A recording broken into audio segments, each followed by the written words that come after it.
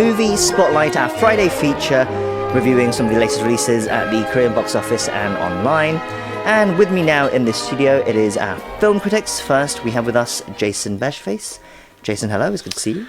Hello, Jay. Great to be here, as always. And this week we have Darcy Paquet back with us in the studio as well. Hello, Darcy. Welcome back. Hi. Good to be back. Yes, it's great to see you. Hope you've been well. Okay, so we've got two films as usual this week. The title of the first film, it is a Korean film. It's not a major release, but it is still quite an interesting one, it seems. It's called Jam in Korean, which means sleep, and that is the title in English as well, Sleep. It stars Jung and Sung-kyun. So, Jason, can you tell us about this one? Given the title, it's got something to do with sleeping then? Oh, yeah. Yes, it's very much centre of the film. I need to be careful I don't give too much of the plot away because there's been a PR campaign to not reveal spoilers. Interesting. Okay. But yeah, one of Korea's top female performers, Jung acts alongside Lee Sung-kyun from Parasite. They basically play this newly wedded couple. A baby is on the way. But the soon-to-be father is doing some rather odd things while he's sleeping. I mean, not just sleepwalking, but kind of like trying to get out the window and just eating lots of food. But then, crazy things happen, and his wife kind of freaks out. And so they seek the help of a doctor. And well, stuff happens. I'll leave it at that. It's directed by Jason Yu. He's worked closely alongside actually Bong Joon-ho. On films including Okja.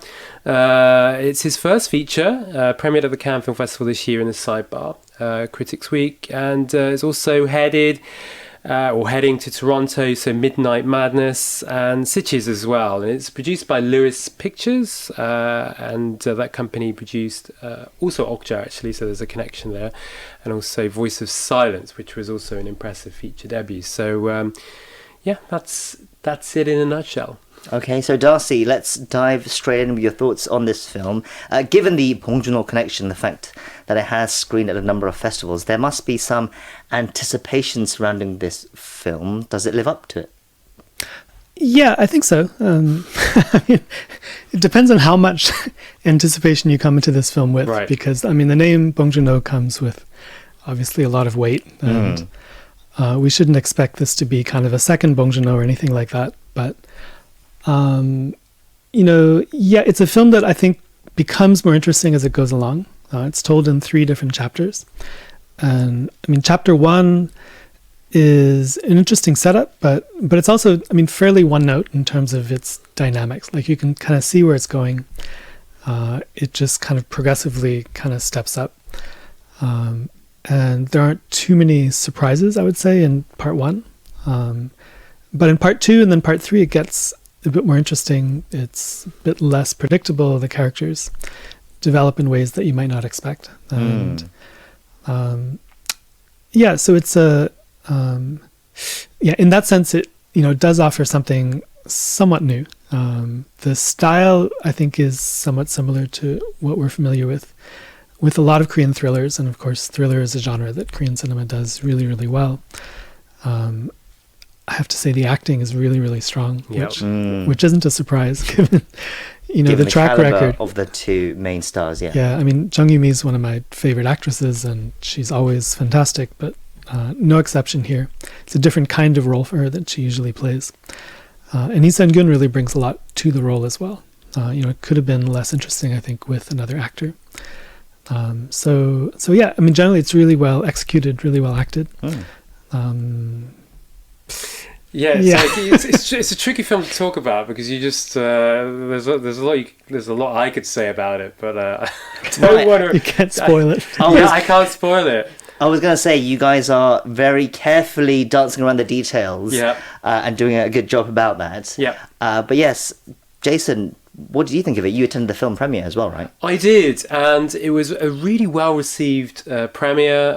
Full disclosure, I know some of the Okja team, so I guess in that sense, I can't be fully impartial. But I did enjoy it. I mean, the reception to it was actually pretty ecstatic. Actually, I was really surprised. It reminded me of Meal Source Smugglers a few weeks ago, and yeah, it is very unpredictable. It kind of goes in different directions. You're not sure, where it's heading, and the performances are absolutely fantastic. I expected Jung to be, fabulous as she always is, but Lee Sung-kyun was really surprisingly terrific. I'm not saying he's bad, not at all, but I think there is something about his character that I've never seen before in his films. So Right.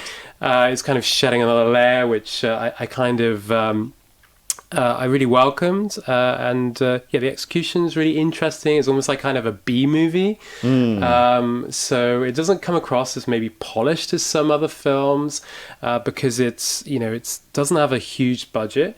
But hopefully that means that it will break even, so Right. it needs around about 800,000 missions to break even. And I like the fact that it's this young couple as well. And I think, I'm not sure necessarily couples can relate to the central character's kind of trouble sleeping. Sure. But I think the fact that you got these two characters, one with a baby, and I think and the struggles that brings, I think certainly it'll instigate a lot of interesting conversations for sure. I don't recommend it if you're pregnant. Let me say that. Yeah, that's a good point.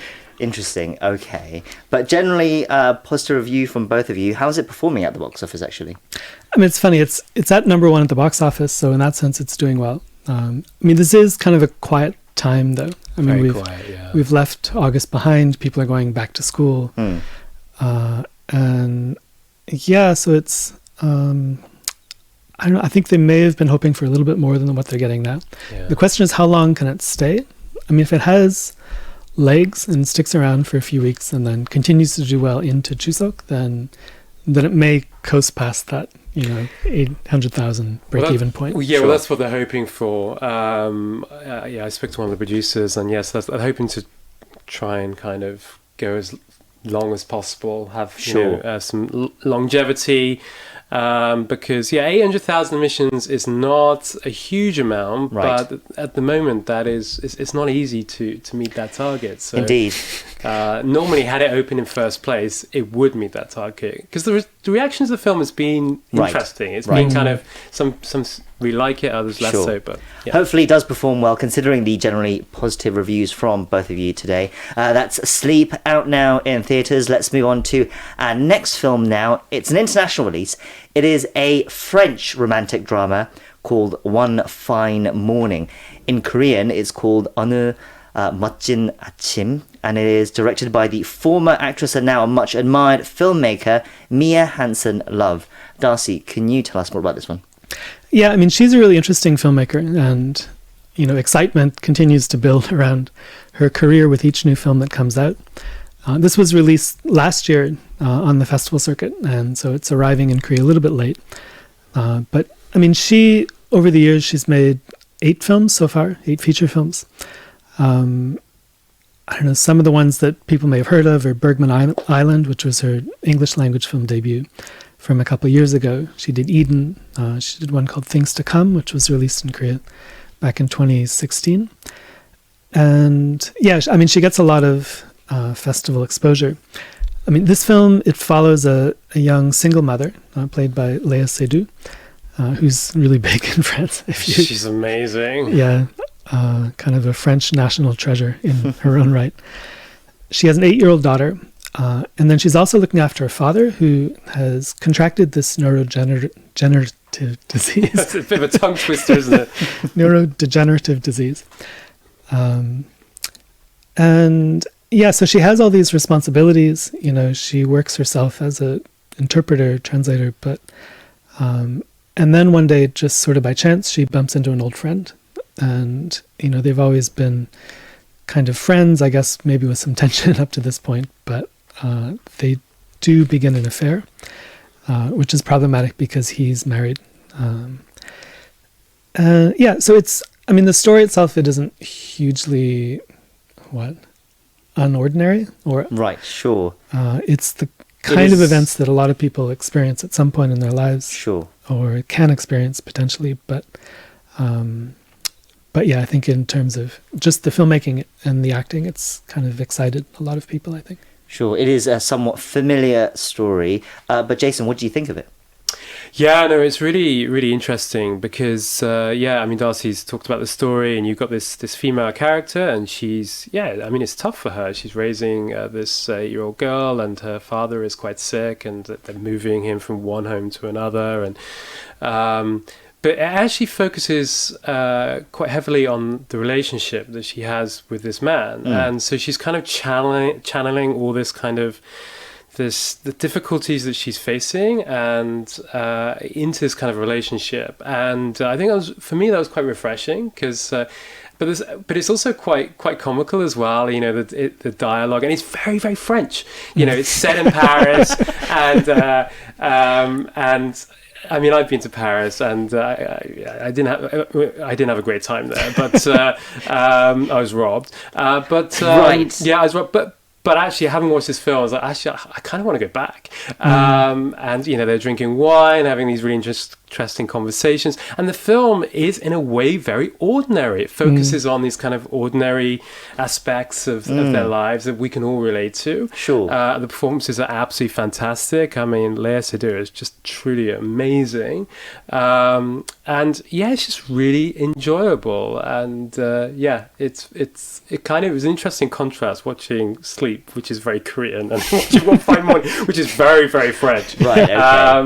I think I know what you mean by that. Well, but there's that. I mean, there's obviously the relationship, but beyond that, though, it's it's just really well written. Okay. And I like the way it's edited. It's really brisk. I mean, the encounter they have in the park, it's like, Sure. hi, yeah, let's go meet. Yeah, it's not like dragged out over maybe 20 minutes. You should probably see in a Korean film, but Well, Darcy, I understand that you are a fan of the filmmaker as well. What did you make of it? Yeah, I really liked it a lot. And so, yeah, I mean, it feels really real, like the emotions in the film. yeah. I mean, a lot of films, they try to make it entertaining, and so they kind of, boost the emotions, or the film's very structured, and you can feel it kind of pulling you through the structure of the film as you go through it. And, this film, you don't really detect any structure as you're watching the film. You're just following these characters, and it feels so authentic that you just sort of forget that you're watching a film and, kind of fall into the characters' stories. The main character, she's kind of pulled in two different directions at the same time. She has these familial responsibilities, towards her daughter, towards her father, and in some sense, like, her life is quite tough, and and at the same time she's falling in love with this other man, but then there are these tensions in that relationship as well. And you could just see how another director would have kind of tried to underline all of these things, and but it's really, really subtle the way it's presented here. Just as kind of, she's experiencing all of this, but there's no need really to emphasize it to the audience. We can kind of just experience it through the acting performances, again, which are so good that they really carry the film. So it's it's another one of her films that I'll kind of chalk up to my list of favorites. Great. Just feels so natural. Yeah, the whole thing. Yeah. Great. 2 positive reviews this week. We'll leave it there. Jason, Darcy, thank you for your reviews as always, and we'll see you next time. Yeah, have a good weekend. Yeah, have a great weekend. See you next week.